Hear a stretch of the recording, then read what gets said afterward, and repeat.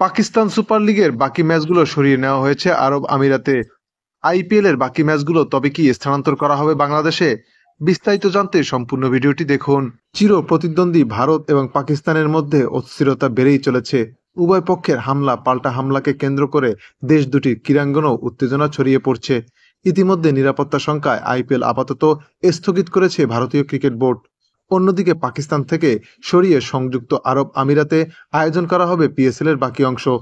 এখন ক্রিকেট প্রেমীদের মধ্যে একটাই প্রশ্ন, পাকিস্তান সুপার লিগ যদি আরব আমিরাতে অনুষ্ঠিত হয় তাহলে ইন্ডিয়ান প্রিমিয়ার লিগ আইপিএল অনুষ্ঠিত হবে কোথায়? সেই প্রশ্নের উত্তর খুঁজতে গিয়ে জানা যায় ইন্ডিয়ান প্রিমিয়ার লিগ আইপিএল এর কর্তারা ইতিমধ্যেই আরব আমিরাতের সাথে যোগাযোগ করেছিল, তবে তারা নাকচ করে দিয়েছে। কেননা পাকিস্তান সুপার লিগ পিএসএল ইতিমধ্যেই আয়োজন করার তারা প্রতিশ্রুতি দিয়েছে। তাই ভারতীয় সংবাদ মাধ্যম থেকে জানা যায় আইপিএল আয়োজনের জন্য তারা মূলত শ্রীলঙ্কা, বাংলাদেশ অথবা সাউথ আফ্রিকার মতো দেশটির সঙ্গে যোগাযোগ শুরু করেছে। সেক্ষেত্রে শ্রীলঙ্কা এবং দক্ষিণ আফ্রিকার চেয়ে বাংলাদেশ হতে পারে প্রথম পর্যন্ত। যাতায়াত এবং যোগাযোগের দিকে বাংলাদেশ এগিয়ে থাকবে।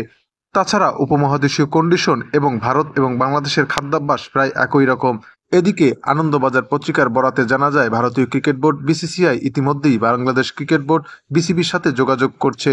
বিসিবি সবুজ সংকেত পেলেই আইপিএল এর বাকি অংশ অর্থাৎ 12টি ম্যাচ এবং প্লে অফের 4টি ম্যাচ, মোট 16টি ম্যাচ অনুষ্ঠিত হতে পারে বাংলাদেশে। এখন দেখার বিষয় হচ্ছে আইপিএল এর পরবর্তী অংশটি কোথায় অনুষ্ঠিত হয়, বাংলাদেশ, শ্রীলঙ্কা নাকি দক্ষিণ আফ্রিকায়।